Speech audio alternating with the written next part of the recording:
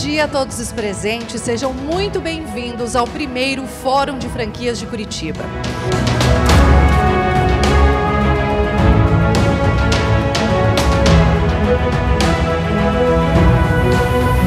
Daqui a pouco a gente começa, é o primeiro Fórum de Franquias de Curitiba, ó. Tá tudo sendo arrumado aqui, toda a organização. Eu tenho certeza que esse evento vai mudar a história do cenário de franquias aqui em Curitiba e eu espero você para o próximo Fórum de Franquias de Curitiba. Te aguardo lá.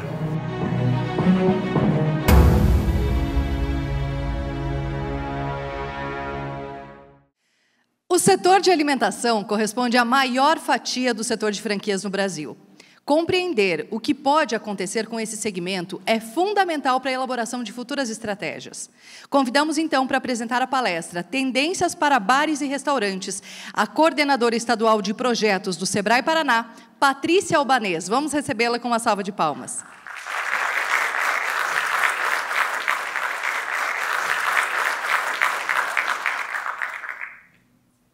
Olá, pessoal. Bom dia. Que prazer enorme estar aqui, ainda mais estar no discurso aí na fala do Leandro. Obrigada, Leandro.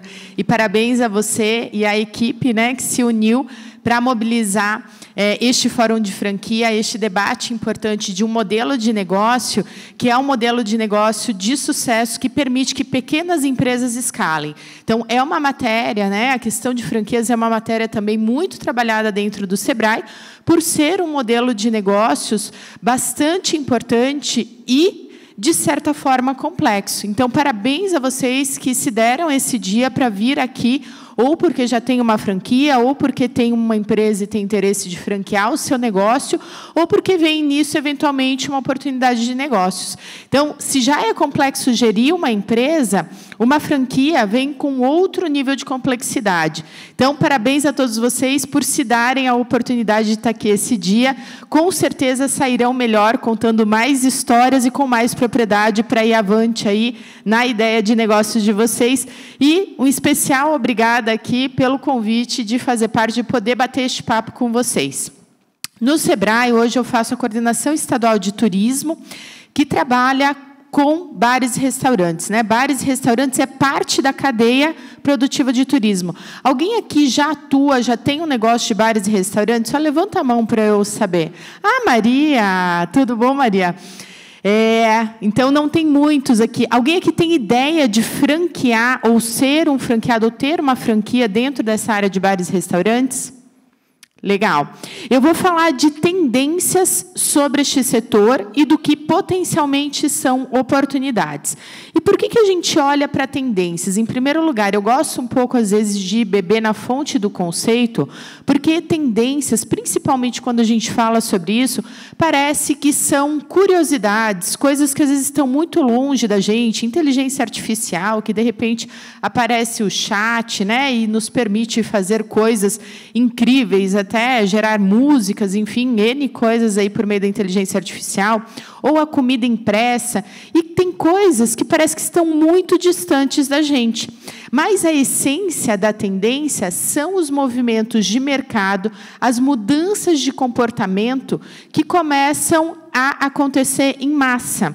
E se começa a acontecer em massa, pode estar aí uma oportunidade de negócios para você, ou pode estar aí uma ameaça ao seu negócio. No mundo que nós vivemos hoje, que é um mundo de mudanças, um mundo onde essas mudanças acontecem, sempre tivemos mudanças. Quando a gente olha na história da humanidade, tem um ciclo que eu gosto muito, que é o ciclo de Kondratiev.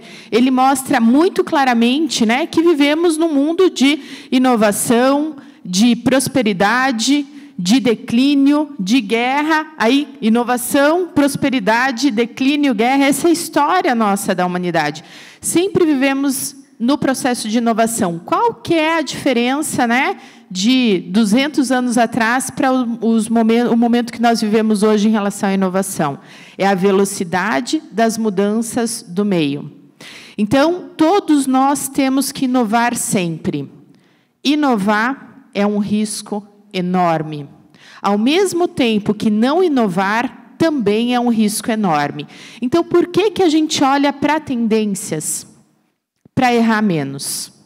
Então, hoje a gente vai falar aqui, né, o meu tema com vocês é falar sobre bares e restaurantes, que é um dos grupos, dos maiores grupos que eu atendo lá no dia a dia do Sebrae, para a gente conversar e olhar para este setor em perspectiva, vendo o que é que vem pela frente, o que é que já tem de mudança sendo provocada, na tentativa do que de errar menos. E mesmo para quem não é do setor de bares e restaurantes, observem que tem tendências aqui e comportamentos que impactam a nossa sociedade como um todo, porque a gente está falando de pessoas, né, e de mudanças de pessoas dentro deste meio.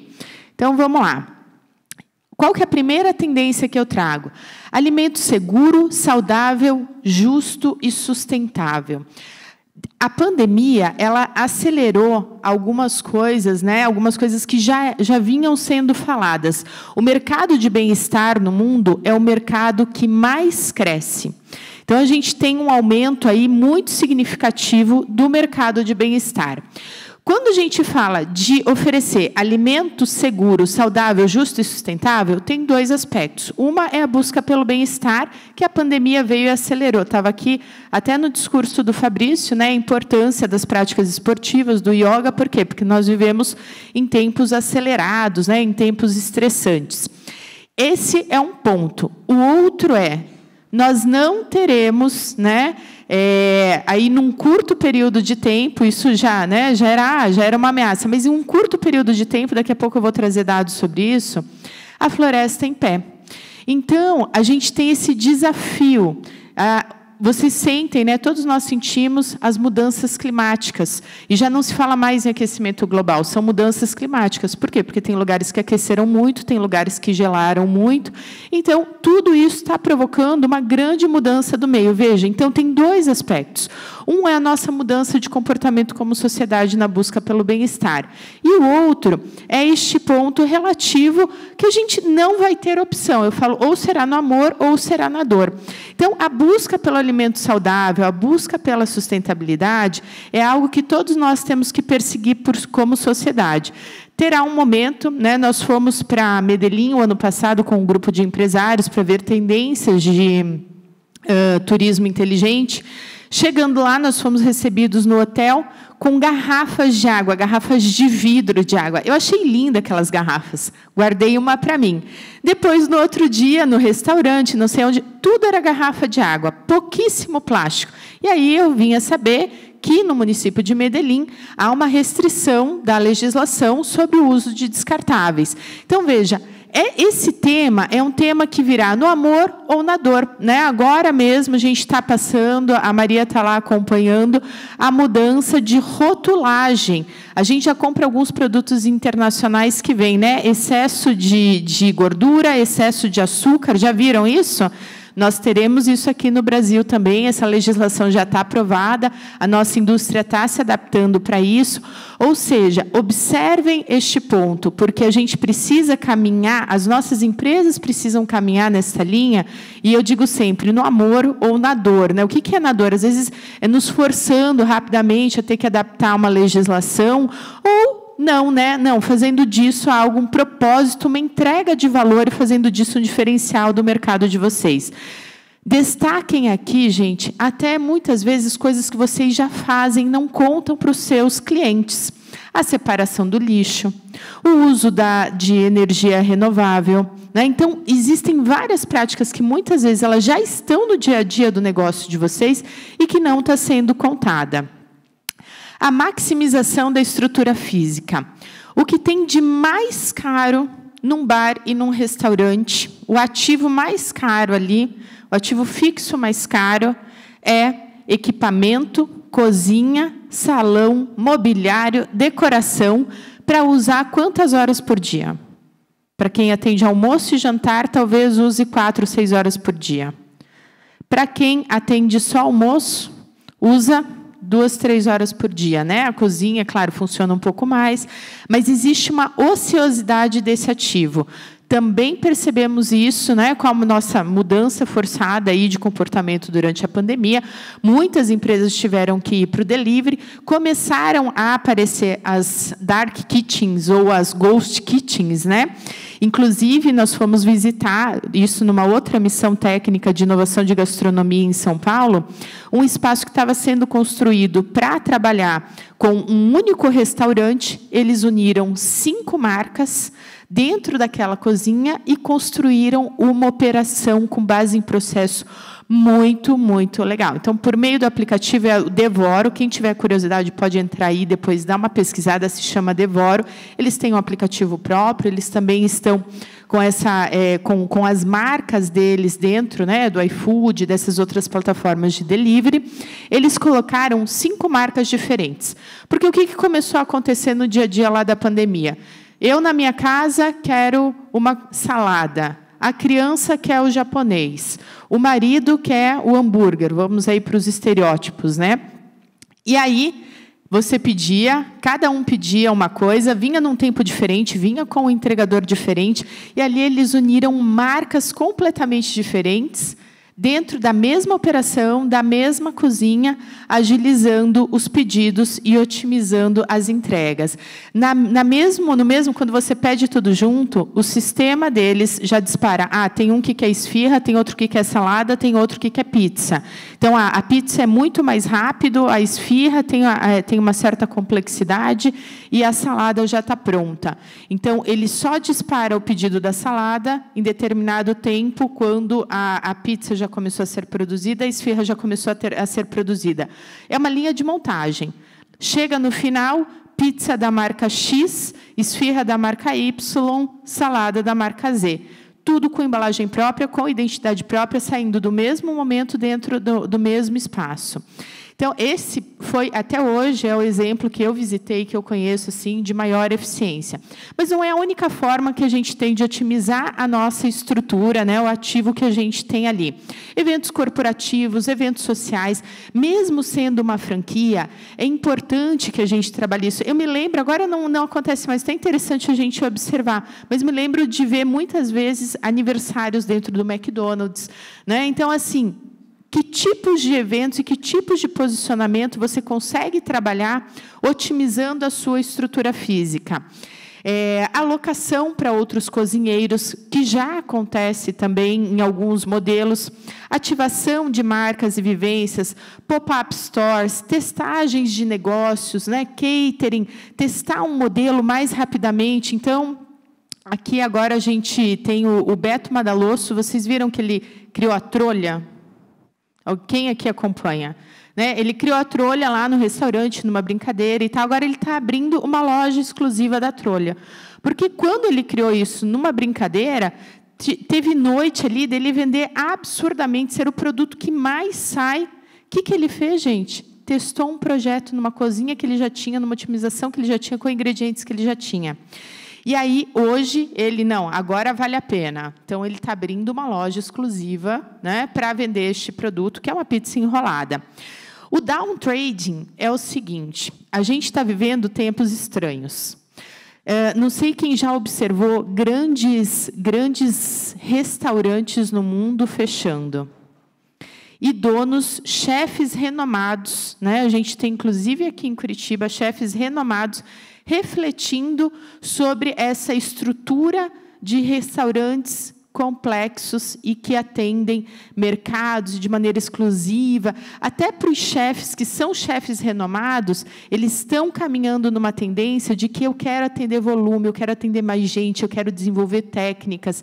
Então, este é um momento em que, vejam, a gente tem alguns grandes restaurantes renomados no mundo que tinham a agenda fechada já por meses, repensando e fechando seus negócios, porque eles se tornaram caros, eles se tornaram muito exclusivos, e a gente está passando por um momento de mudança também da forma de trabalho. O mercado de bares e restaurantes tem sofrido muito com a mão de obra. Então, observem isso, prestem atenção, porque isso também muda a tua operação e a necessidade da tua estrutura física.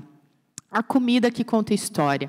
Comida é um ativo emocional. Mesmo quando a gente vai para algum lugar somente para fazer uma refeição e se alimentar rapidamente, se você sair dali podendo contar uma história, é muito legal. E por que a comida é um ativo desse tipo? Porque a comida ela mexe com os nossos 5 sentidos.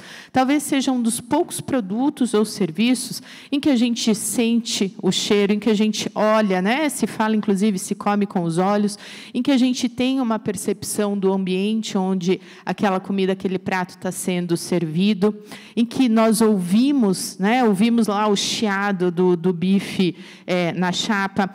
Então, a comida, ela permite, fora a memória afetiva que ela desperta na gente, né?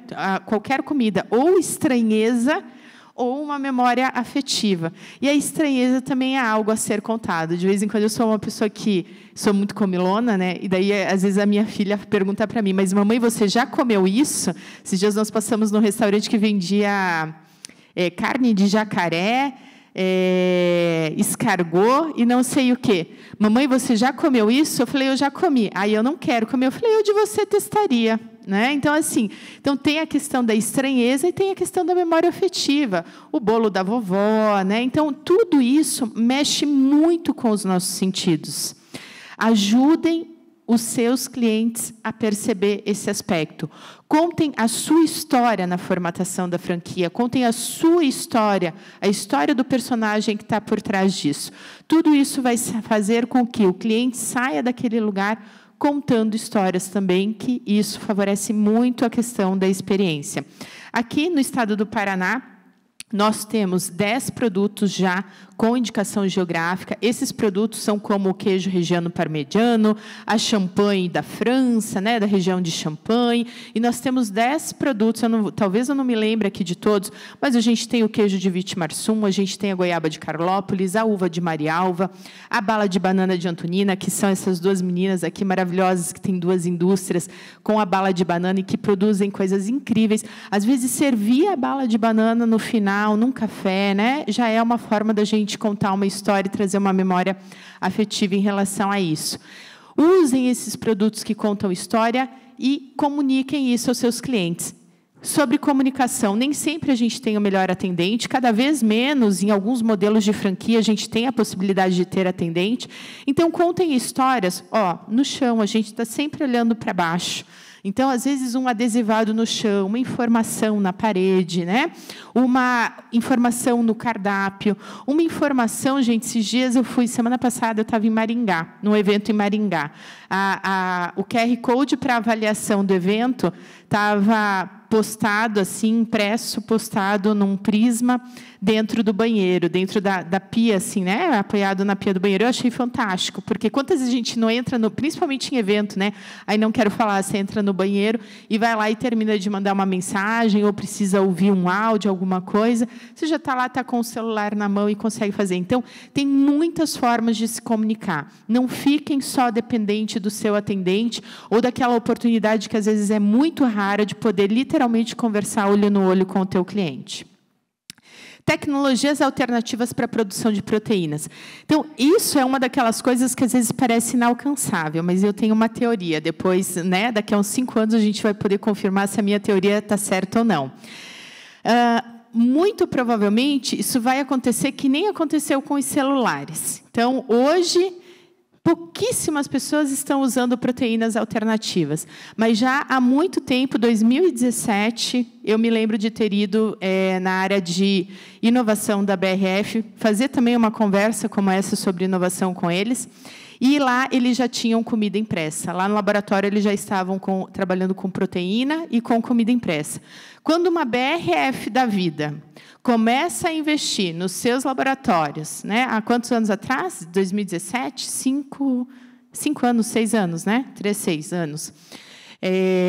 A gente vai daqui a uns 5 anos, e agora isso já começou a aparecer no mercado, alguns tipos de proteínas alternativas, essas máquinas, né, de impressão em alguns eventos mais experimentais e tal.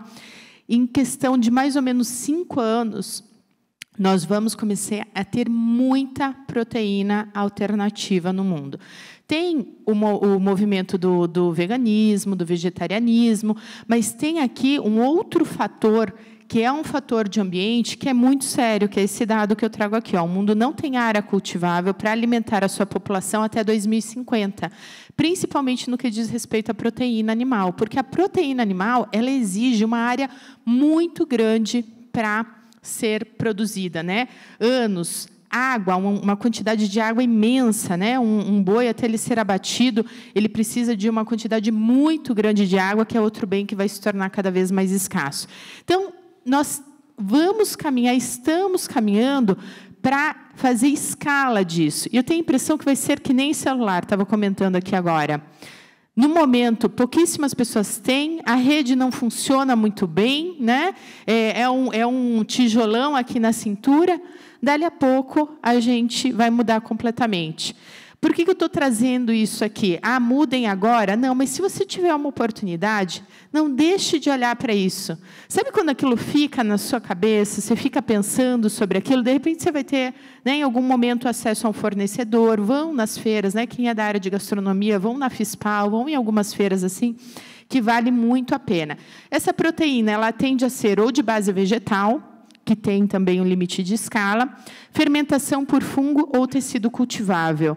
O tecido cultivável é muito mais escalável, então eu acredito que as grandes indústrias vão partir para isso, né? E o que falta aqui são pequenos ajustes, além da questão da cultura alimentar, pequenos ajustes da textura e do paladar, mas eles já estão muito avançados.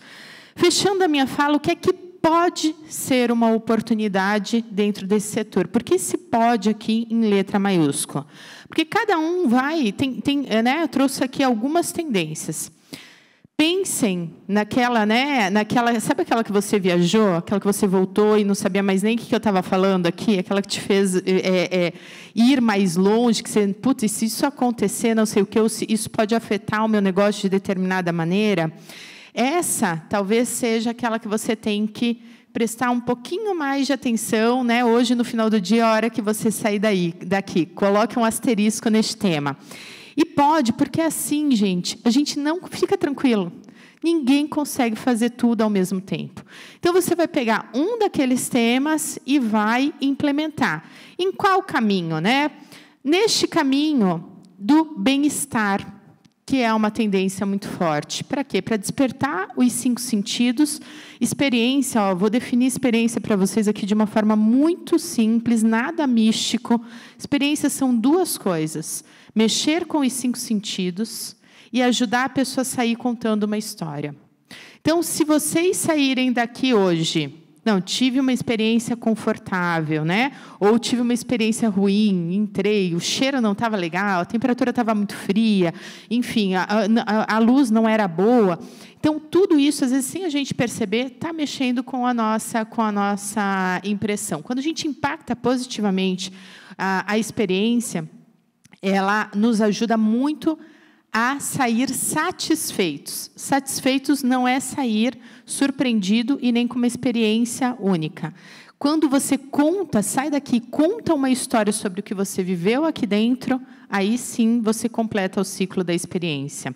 Esse contar a história pode estar no fator inusitado. Vamos supor que entra aqui agora uma pessoa fazendo alguma coisa incrível, um grande contorcionista, uma pessoa, né, muito hábil em fazer contorcionismos e ela faça aqui coisas incríveis. Isso é inusitado, completamente inusitado. Você vai dizer, não, no final da palestra de tendências tinha uma pessoa fazendo contorcionismo, uma coisa incrível. Você vai contar essa história lá fora. Nem sempre a gente tem essa possibilidade de replicar o inusitado dentro do processo, principalmente no modelo de franquia. Então, qual que é o ponto central de se contar uma história? Colocar elementos que as pessoas possam sair dali conhecendo mais. O conhecimento é uma chave dentro desse processo de experiência. Eu fui visitar uma loja de vinhos, e, aliás, tem uma outra que acho que é melhor do que a da loja de vinhos, uma loja da Nike, e a loja por acaso, eu estava numa visita técnica também. Eu estava procurando top de ginástica. Eu entrei na loja da Nike para visitar, né, para conhecer a loja da Nike. Mas me chamou a atenção, no painel tinha top de yoga, tinha top de corrida, tinha top de tênis, tinha top... E cada um daqueles painéis explicava. Um top de corrida, porque segura, porque tem impacto, porque não sei o quê. Um top de yoga, porque tem flexibilidade, parararará. Eu não comprei nenhum top naquele dia, mas eu nunca mais comprei um top igual na minha vida. Por quê? Porque eu saí daquela loja sabendo que existiam tops para determinados tipos de atividades físicas. Ajudem o cliente de vocês, ajudem o cliente da franquia de vocês, do estabelecimento de vocês, a contar essa história.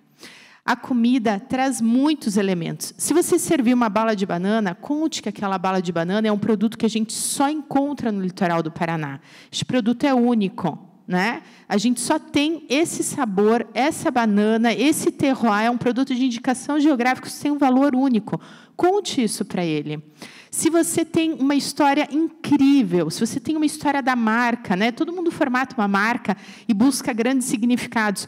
Conte esse seu significado. O bom humor é uma chave para isso, né? Às vezes, contando isso, né? Se a tua marca tem essa pegada do bom humor, contando um pouco disso com o bom humor ajuda também a levar a memória das pessoas. Mas façam isso, não percam a oportunidade de trabalhar com a questão da experiência. Como? De que forma eu estou mexendo com os 5 sentidos? E, às vezes, gente, é preciso que a gente mude os nossos óculos. Então, amanhã, quando você entrar na sua loja, no seu estabelecimento, mude os óculos. Perceba desde a fachada, da entrada. Sabe aquele raladinho, aquela torneira meio solta que está na pia, que virou paisagem, que está lá há tanto tempo que a gente já não vê mais? Então, peça ajuda para alguém que é de fora, para perceber esses pequenos detalhes que são ajustáveis e trabalhe com os 5 sentidos. Perceba como é que você está afetando esses 5 sentidos e quais são os pontos para ajudar o teu cliente a sair contando uma história. Por quê? As pessoas têm principalmente para quem tem salão, muitas possibilidades de não necessariamente fazerem as compras na loja. Então, tem que fazer valer a pena tirar o carro da garagem e levar o carro até o estacionamento.